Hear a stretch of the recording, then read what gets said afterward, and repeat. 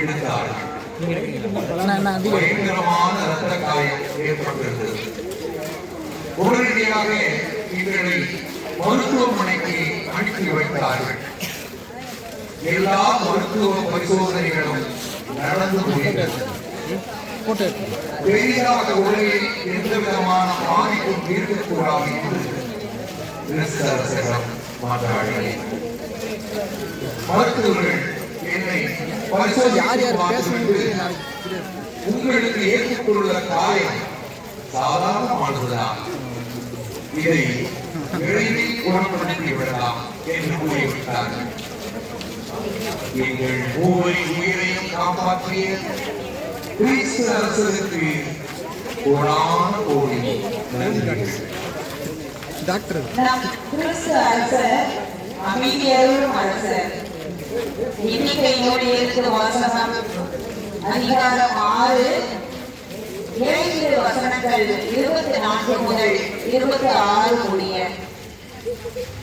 ஆண்டவர் உனக்கு ஆசி வழங்கி உன்னை காப்பாராக. ஆண்டவர் தம் திருமுகத்தை உன் மேல் ஒளிரச் செய்து உன் மீது அருள் பொழிவாராக. ஆண்டவர் தம் திருமுகத்தை உன் பக்கம் திரும்பி உனக்கு அமைதி அருள்வாராக. ஆண்டவர் வழங்கும் அருள்வாக்கு. அமைதியை உங்களுக்கு விட்டுச் செல்கிறேன், என் அமைதியை உங்களுக்கு அளிக்கின்றேன். நான் உங்களுக்கு தரும் அமைதி அமைதி என் நிறைவாக்கு உங்க அத்தை பொண்ணு பார்த்தோன்னே கண்ணு கூசுது.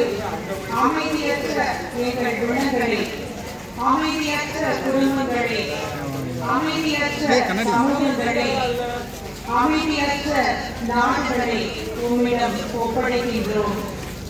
அமைதியை சீர்குலைக்கின்ற பல தேவைகள், பொருளாதார குறைபாடுகள், பேராசை, கோபம், பொறாமை, விட்டுக் கொடுக்க முடியாத நிலை, ஏற்றுக்கொள்ள முடியாத மனநிலை, அவநம்பிக்கை, சந்தேக மனப்பான்மை, இவற்றை உம்மிடம் அர்ப்பணிக்கின்றோம். அமைதியை குறைக்கின்ற அனைத்து காரியங்களையும் வேறெடுத்து போடுவீராக. திருப்பாடல்கள் அதிகாரம் 116 இறை சொற்றொடர்கள் 4 முதல் 13 வரை. நீங்கள் சொல்ல வேண்டியவை மீண்டும் அமைதிகள், ஏனெனில் ஆண்டவர் உனக்கு நன்மை செய்தார்.